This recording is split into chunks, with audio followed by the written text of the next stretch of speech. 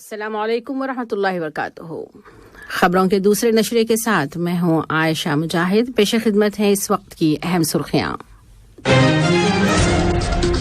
شورا کونسل کے ساتھ جمہوریہ آرمینیا کے پارلیمانی صدر نے ملاقات کی، جس کے دوران دو طرفہ پارلیمانی تعاون کا جائزہ لیا گیا۔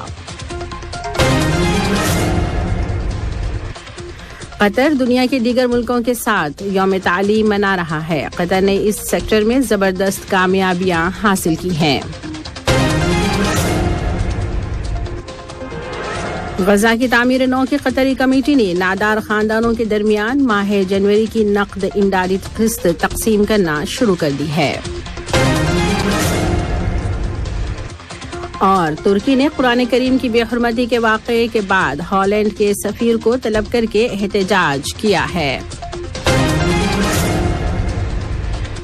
یہ تھیں اہم خبروں کی سرخیاں، اور اب پیش خدمت ہے اردو ریڈیو قطر FM 107 سے آج کا دوسرا مفصل نشریہ۔ بسم اللہ الرحمن الرحیم۔ شورا کونسل کے اسپیکر جناب حسن بن عبداللہ الغانم کے ساتھ آج ملک کے دورے پر آئے ہوئے جمہوریہ آرمینیا کی عوامی کونسل کے صدر جناب ایلن سیمونیان اور ان کے ہمراہ وفد کے اراکین نے ملاقات کی۔ ملاقات کے دوران دونوں ملکوں کے درمیان پارلیمانی شعبے میں قائم تعلقات کا جائزہ لیا گیا اور ان کو فروغ دینے کے وسائل پر بات چیت کی گئی۔ آج کی اس ملاقات میں شورا کونسل کے متعدد اراکین اور افسران بھی موجود تھے۔ وزیر محنت ڈاکٹر علی بن سمیخ المری کے ساتھ ملک کے دورے پر آئے ہوئے عرب لیبر آرگنائزیشن کے ڈائریکٹر جنرل جناب فائز علی المطیری نے ملاقات کی۔ ملاقات کے دوران قطر اور عرب لیبر تنظیم کے درمیان مشترکہ تعاون اور اس کو آئندہ آنے والے دنوں میں اس طرح فروغ دینے کے ذرائع کا جائزہ لیا گیا جس سے عرب ملکوں میں لیبر سیکٹر کے مسائل کو حل کرنے میں مدد ملے۔ وزیر مملکت برائے امور خارجہ جناب سلطان بن سعد المریخی کے ساتھ دوحہ میں سوئٹزرلینڈ کے سفیر جناب ایڈگر دوریگ نے ملک میں ان کی مدت سفارت مکمل ہونے کے موقع پر ملاقات کی۔ وزیر مملکت نے دو طرفہ تعلقات کو فروغ دینے میں رخصت ہونے والے سفیر کی کوششوں پر ان کا شکریہ ادا کیا اور مستقبل میں دی جانے والی ذمہ داریوں میں ان کی کامیابی کے لیے نیک خواہشات کا اظہار کیا۔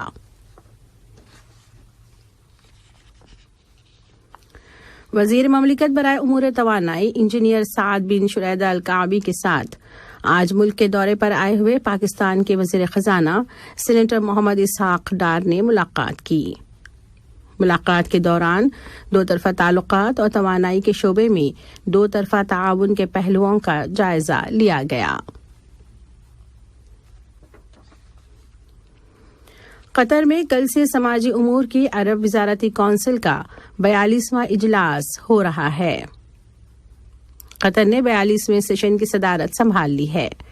وزارت برائے سماجی ترقی اور خاندان میں انڈر سیکرٹری اور عرب وزارتی کونسل برائے سماجی امور کے 42ویں سیشن کے صدر جناب غانم مبارک الکواری نے بتایا کہ دو روزہ اجلاس کے دوران متعدد اہم امور پر غور و خوض کیا جائے گا، جن میں خاندانی امور، بچوں، معذوروں اور عمر رسیدہ افراد کے مسائل اور اس سیکٹر میں عرب ملکوں کو درپیش چیلنجوں پر تبادلہ خیال کیا جائے گا۔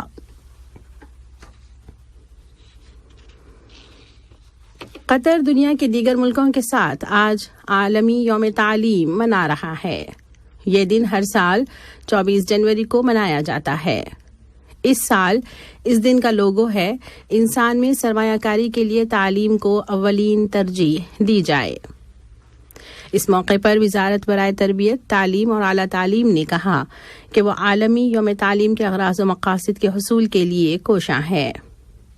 قطر نیوز ایجنسی کے ساتھ خصوصی بات چیت کرتے ہوئے وزارت تعلیم میں انڈر سیکرٹری برائے تعلیمی امور محترمہ مہا ارویلی نے کہا ہے کہ وزارت نے اسکولی مرحلے میں تعلیمی پروگراموں کو ترقی دی ہے اور عمومی تعلیمی طریقوں کے ساتھ ساتھ متعدد متبادل طریقے بھی متعارف کروائے ہیں، جن میں خصوصی پروگراموں کے علاوہ تعلیم بالغان کا نظام اور معذور طلباء کے لیے خصوصی انتظامات شامل ہیں۔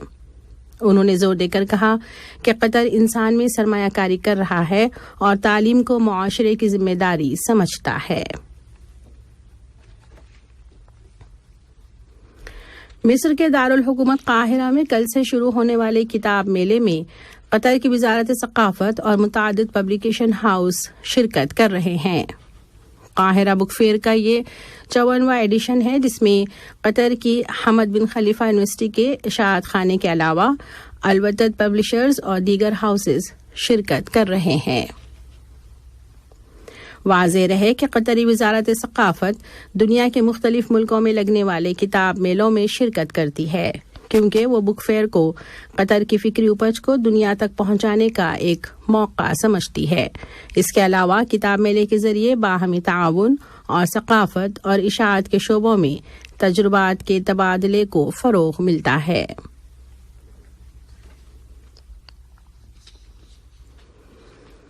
غزہ کی تعمیر نو کی قطری کمیٹی نے غزہ پٹی کے سفید پوش خاندانوں میں آج سے ماہ جنوری کی نقد امداد تقسیم کرنا شروع کر دی ہے۔ کمیٹی کے صدر سفیر محمد علی مادی نے بتایا کہ اس نقد امداد سے تقریباً 1 لاکھ نادار خاندانوں کو فائدہ پہنچے گا جو غزہ پٹی کے مختلف علاقوں میں آباد ہیں۔ فلسطینی ماہرین معاشیات کا کہنا ہے کہ قطری امداد فلسطینی عوام کے وسیع حلقے تک پہنچتی ہے اور سماجی توازن کو برقرار رکھنے میں اس کا انتہائی اہم کردار ہے۔ غزہ میں قطر ریڈیو کی رپورٹر آماچ مالی کے ساتھ گفتگو کرتے ہوئے متعدد سرکاری اہلکاروں اور عام لوگوں نے قطری امداد کو سراہا اور حکومت قطر کا شکریہ ادا کیا۔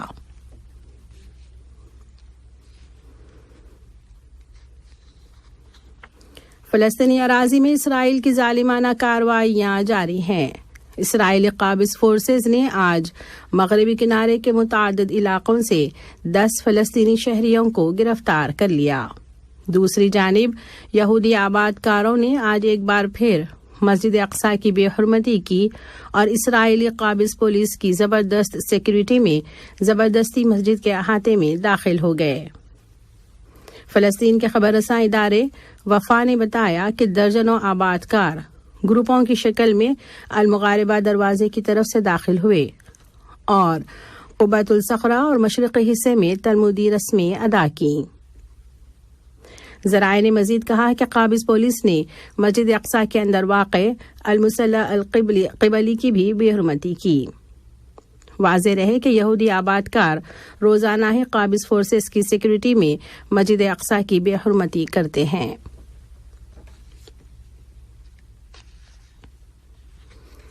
ترکی کی وزارت خارجہ نے انقرہ میں ہالینڈ کے سفیر کو طلب کر کے ہالینڈ کے شہر ہیگ میں قرآن شریف کی بے حرمتی کے واقعے پر شدید احتجاج کیا ہے۔ وزارت نے ایک بیان میں کہا کہ 22 جنوری کو ہیگ میں ایک اسلام دشمن شخص کی جانب سے کیے گئے اس گھٹیا عمل کی شدید الفاظ میں مذمت کی جاتی ہے، جس کے دوران قرآن کریم کی بے حرمتی کی گئی۔ بیان میں ہالینڈ کی حکومت سے مطالبہ کیا گیا ہے کہ وہ ان جہتوں کا پتہ لگائے جو اس عمل کے پیچھے ہیں اور مناسب اقدامات کرے ہر طرح کا گناہونہ عمل تاکہ اس طرح کا گناہونہ عمل دوبارہ نہ ہو سکے۔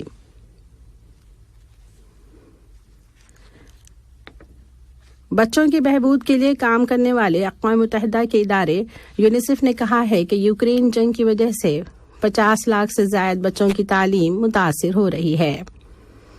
ادارے نے اپیل کی کہ اس حوالے سے بین الاقوامی سپورٹ میں اضافے کی ضرورت ہے تاکہ یہ بچے تعلیمی میدان میں پیچھے نہ رہ جائیں۔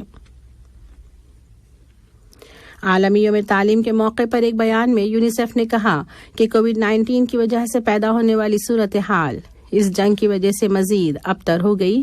اس کے علاوہ یوکرین کے مشرقی علاقوں میں گزشتہ 8 سال سے زائد عرصے سے جاری جنگ سے بھی بچے متاثر ہوئے ہیں۔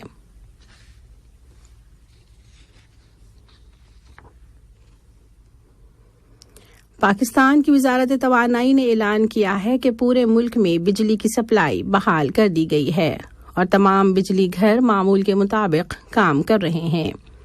ایک بیان میں وزارت نے کہا کہ پورے ملک میں کل 1112 اسٹیشن ہیں اور گزشتہ 24 گھنٹوں کے دوران بتدریج ملک کے تمام حصوں میں سپلائی بحال ہو گئی ہے۔ پاکستان کے وزیر توانائی جناب خرم دستگیر نے بجلی کے نیٹ ورک میں آنے والے اس خلل کا ذمہ دار اس سیکٹر میں سرمایہ کاری کی کمی کو ٹھہرایا ہے۔ آج کا دوسرا نشریہ ختم ہونے سے قبل اہم خبروں کا خلاصہ ایک مرتبہ پھر سن لیجیے۔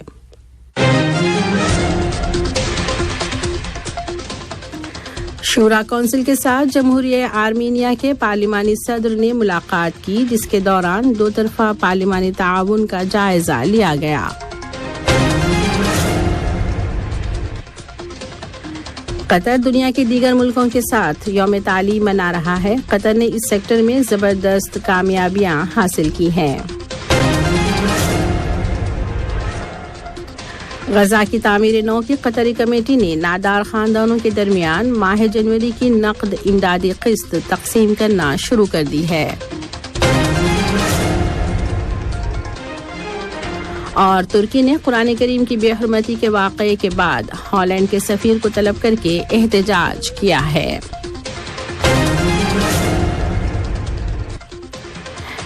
اس کے ساتھ ہی اردو ریڈیو قطر FM 107 سے آج کا دوسرا نشریہ اپنے اختتام کو پہنچا۔